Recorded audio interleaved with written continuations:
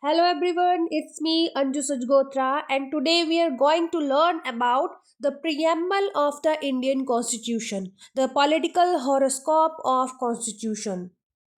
The preamble to the Constitution after the 42nd Amendment 1976 reads, we, the people of India, having solemnly resolved to constitute India into a sovereign, socialist, secular, democratic republic and to secure to all its citizens justice, social, economic, political, liberty of thought, expression, belief, faith, and worship, equality of status and opportunity, and to promote among them all fraternity, assuring the dignity of the individual and the unity and integrity of the nation. In our Constituent Assembly, this 26th day of November 1949 do hereby adopt, enact, and give to ourselves this Constitution. The preamble of a constitutional document affords a key to its spirit and meaning. This is true of the preamble of the Constitution of India. It embodies the values and philosophy of the Constitution. K.M. Munshi described preamble as the political horoscope of the Constitution, meaning thereby that it lists the basic features of the Constitution, its basic philosophy, and the nature of the Indian state. It testifies to the basic philosophy of the Constitution of India and hence plays a significant role in the interpretation of the articles of the Constitution. Pandit Thakur Das Bhargava has observed the preamble is the most precious part of the Constitution. It is the soul of the Constitution. It is a key to the Constitution. It is a key to open the mind of the makers of the Constitution. It is a jewel set in the Constitution. It is a superb prose poem, nay, it is perfection in itself. It is a proper yardstick with which one can measure the worth of the Constitution. The words socialist, secular, and integrity were initially not there in the preamble. These were added to it by the 42nd Amendment 1976 of the Constitution. The preamble is a short statement, but its significance cannot be overrated. The preamble refers to the nature of the Indian state and the objectives which are to be achieved for all the citizens. Let's discuss some points. Number one, faith in popular sovereignty. In the first instance, the preamble categorically accepts the principle of popular sovereignty. It begins with the words, we, the people of India, and these testify to the fact that the people are the ultimate source of all authority. The government derives its power from the people. Dr. Ambedkar observes the preamble embodies what is the desire of every member of the House that this constitution should have its roots, its authorities, its sovereignty from the people. In this respect, the preamble to the Constitution of India is similar to the preamble to the US Constitution. In the Constituent Assembly, two members objected to the use of the term we the people. H.V. Kamath wanted that the preamble should begin with the words in the name of God. And this view was also supported by some other members. However, when after a debate it was put to vote, the amendment got defeated with 41 votes in favor and 68 against. Another member, Mulana Hazrat Mohani, objected to the use of these words on the ground that since the Constituent Assembly was elected by a small electorate and that too on the basis of communal electorates, it was not fully representative and hence not competent to use these words. However, this view was also rejected by the Constituent Assembly. As such, the preamble adopted by it begins with the words we, the people of India, and signifies the fact of the sovereignty of the people of India. Such a declaration was essential after the end of the sovereignty of the British Crown over India on 15th August 1947.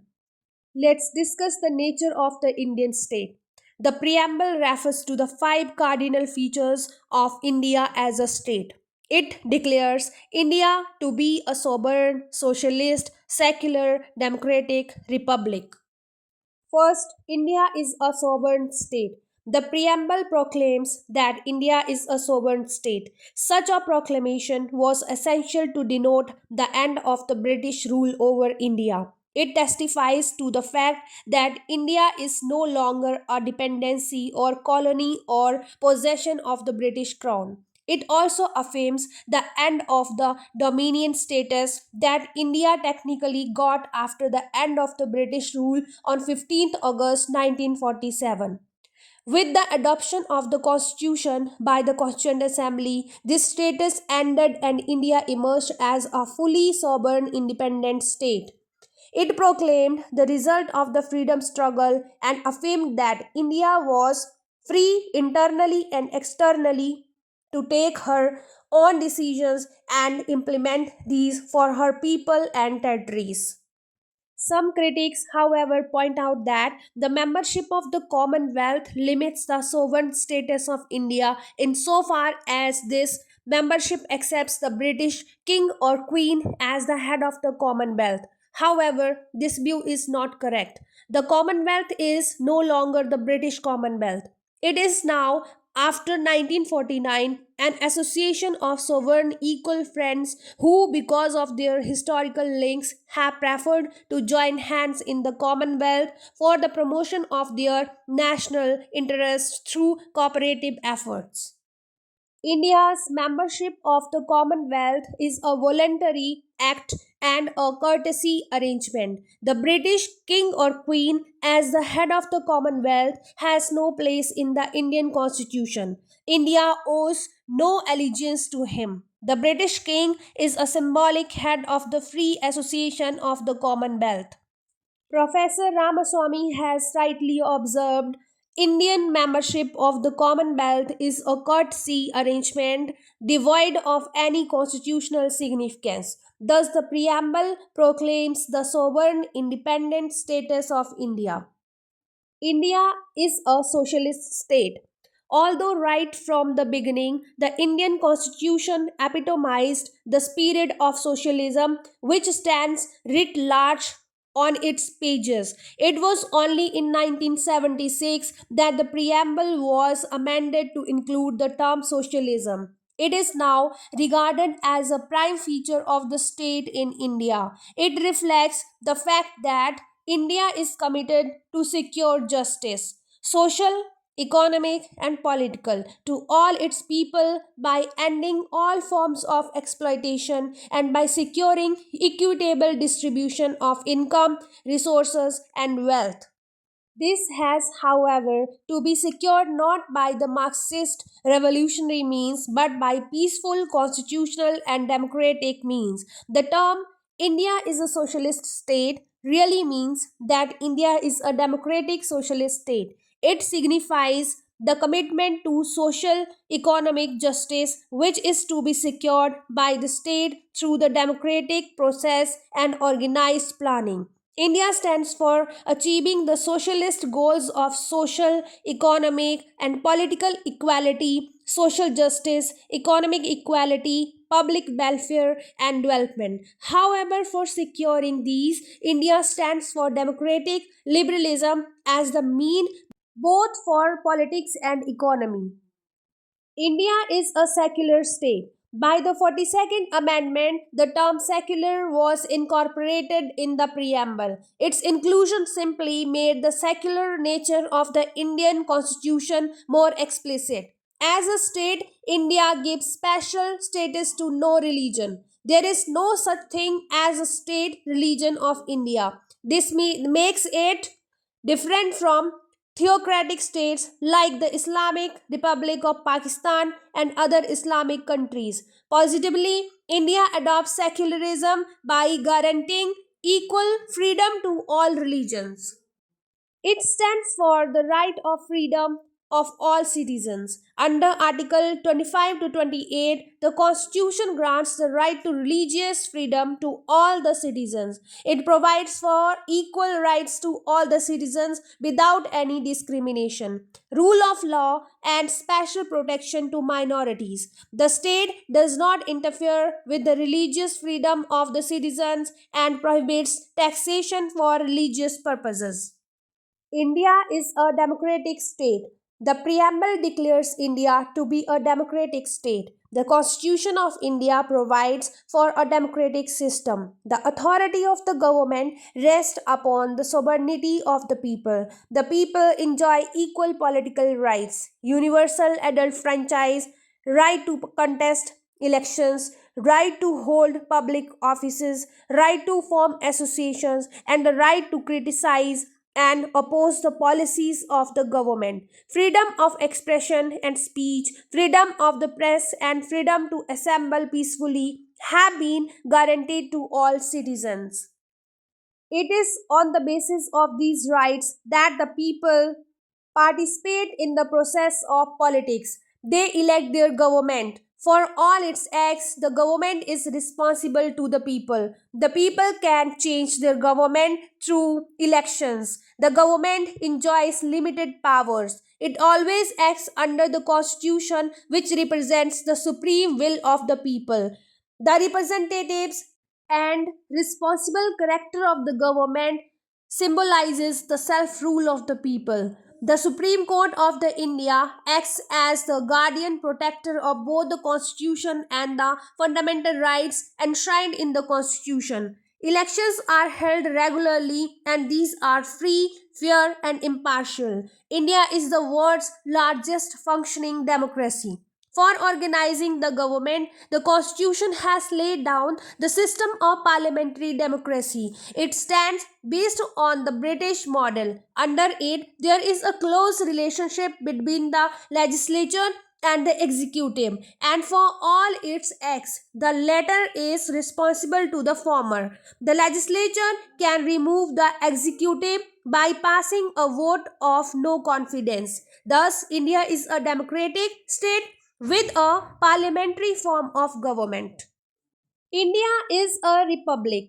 The preamble declares India to be a republic. India is not ruled by a monarch or a nominated head of state. India has an elected head of the state who wields power for a fixed term. Defining a republic, Madison observes it is a government which derives its powers directly or indirectly from the great body of the people and is administered by persons holding their office during the pleasure of the people for a limited period or during good behavior. D.D. Basu holds that the term republic signifies two things. For not only shall we have an elected president instead of a hereditary king as the head of our state, but the state will also be characterized by the absence of any ruling or privileged class and all offices, from the humblest to the highest, will be open to all citizens without any distinction of caste, creed, religion, or sex. Thus, Indian citizens will be subjects and free citizens at the same time. The Republican status of India is no way in conflict with the Indian membership of the Commonwealth. The question raised by a former Australian PM, Sir Robert Menzies, how can a state be a republic and still be a member of the Commonwealth which accepts the British King Queen as its head, has little substance. India is a sovereign republic. Membership of the Commonwealth is a voluntary act. It is a courtesy arrangement whereby India has decided to maintain her traditional friendship and links with other members of the Commonwealth who were in the past colonies of the British Empire but who are now sovereign independent states. The Commonwealth is a friendly association like the United Nations, and the headship of the British King Queen has only a symbolic significance. The British king has no place in the Indian constitution. The president of India is the sovereign elected head of the state, and India is truly a republic.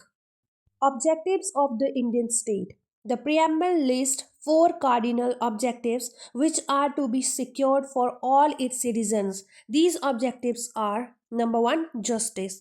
Indian constitution seeks to secure justice in all its three dimensions: social, economic, and political, for all the citizens. One of the key ideals of the national liberation movement was to secure a new social order based on socio-economic political justice. The end of the foreign rule was to serve as the means to secure justice through self rule.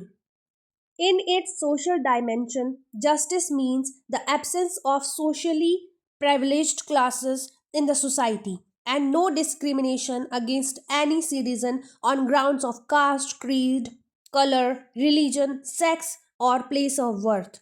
India accepts the securing of social justice as a goal. It stands for eliminating social exploitation in the name of the caste or creed. For this purpose, the Constitution grants the right to equality to all the citizens, makes untouchability a crime, and grants special protection to the weaker sections of the society for securing their equality with others.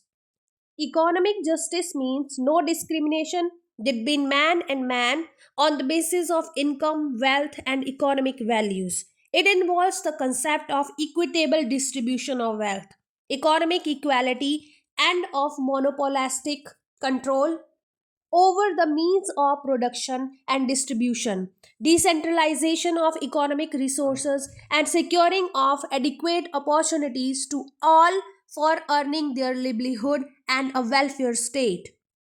The aim of the directive principles of state policy is to secure socio-economic justice and a welfare state in India. In its political dimension, justice means equal, free, and fair opportunities to the people for participation in the political process. It stands for the grant of equal political rights to all the people without any discrimination on the basis of caste, color, creed, religion, sex, or place of birth. The Constitution of India provides for a liberal democratic political system in which all the people have the right to elect their representatives and the right to hold public offices.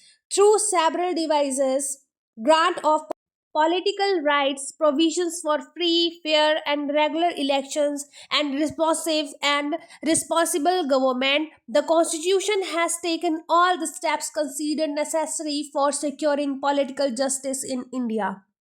Second objective is liberty. The preamble declares liberty to be the second cardinal objective to be secured by the Constitution. The freedom of the country makes it all the more essential to secure the liberty of the people.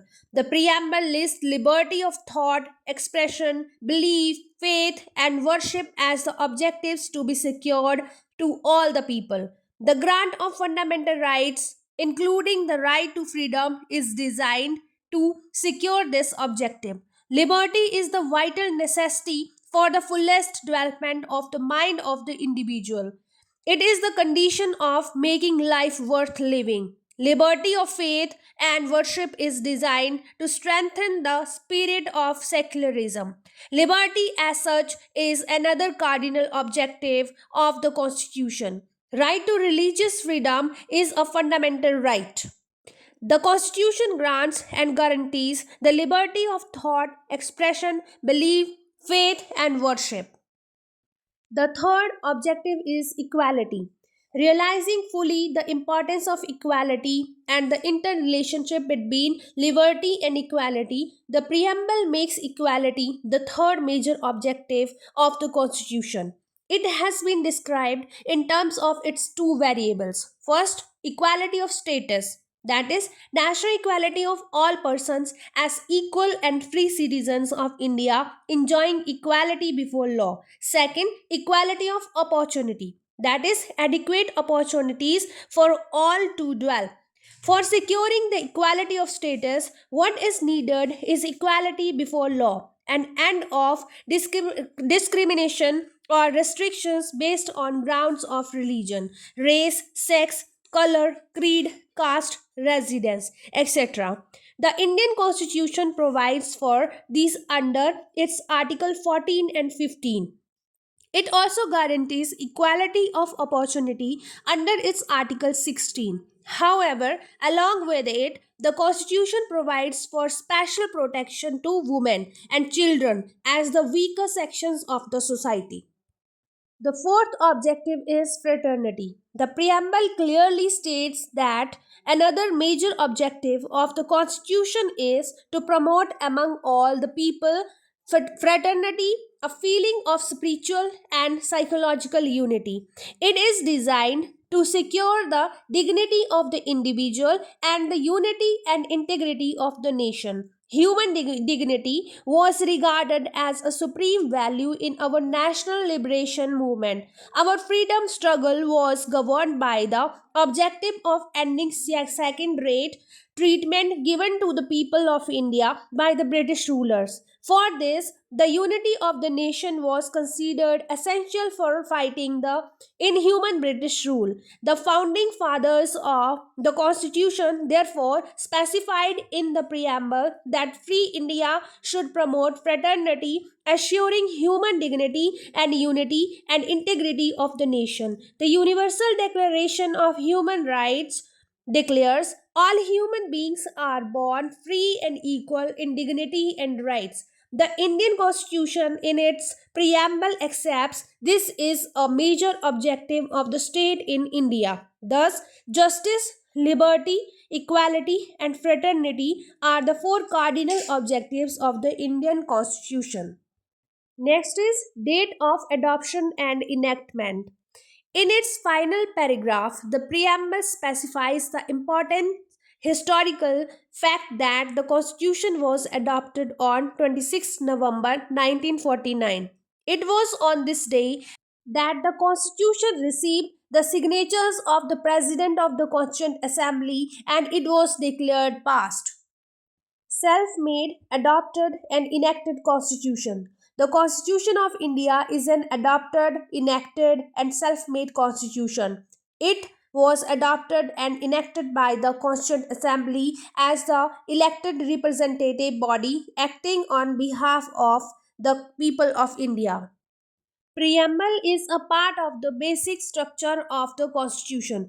The Supreme Court, while giving its opinion on the presidential reference on the transfer of the Berubari Union and exchange of enclaves, held that the preamble is a key to open the mind of the makers. But nevertheless, the preamble is not a part of the Constitution. However, later on, it reversed its judgment in Keshav Nandra Bharti case and held that the preamble is the part of the constitution. Though it is not enforceable, yet it forms a part of the constitution. In fact, the preamble forms one basic part of the basic structure of the constitution. The parliament also accepted it to be a part of the constitution when it passed the 42nd amendment, which involved the amendment of the preamble, and it was done in accordance with the provisions of the article 368. As such, the preamble is now regarded as a part, a sacred part of the constitution. It is the quintessence of the Indian constitution as it embodies the basic philosophy and throws light on its structure. It defines the basic structure of the Constitution of India and is itself a part of the basic structure. I hope this video will be beneficial for you. Please subscribe for such more videos.